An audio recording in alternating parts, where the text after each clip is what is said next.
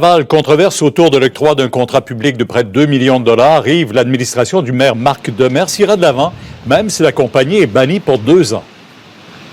On est en direct de l'hôtel de ville de Laval à surveiller ce soir, en effet, ce conseil de ville parce qu'on va octroyer un contrat de plus d'1,8 million de dollars à la compagnie Sable Marco. C'est pour du sel, Pierre, qu'on va faire l'épandage, on sait, là, sur les rues glacées l'hiver. Voyez, c'est à l'ordre du jour de ce soir et ça fait partie d'une entente globale avec l'Union des municipalités du Québec qui souhaite obtenir un prix concurrentiel pour de nombreuses villes, dont Laval. Le hic, Pierre, c'est que Sable Marco a été banni de tout contrat public pour une période de 2 ans parce qu'elle n'a pas su offrir un service à la hauteur des attentes de la Ville dans le passé. En réaction, la Ville nous a fourni cette explication. Vous voyez ça à l'écran. La Ville de Laval, comme plusieurs autres municipalités, se joint à l'UMQ afin d'obtenir un prix concurrentiel avec un effet de volume. Nos services juridiques ont statué que la Ville peut conclure un contrat avec une personne inadmissible. Dans ce cas-ci, Sable Marco, lorsqu'il est dans l'intérêt public de conclure ce contrat par la nécessité d'avoir des quantités de sel nécessaires pour la saison hivernale. Je peux déjà vous dire, Pierre, qu'il y a des élus, par principe, qui vont voter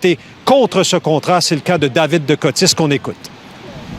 La Ville de Laval et les membres du comité exécutif ne prennent pas des décisions sérieuses. Ça envoie un message à toutes les autres entreprises qui ont été bannies et trouvées inadmissibles pour le contrat de Ville de Laval.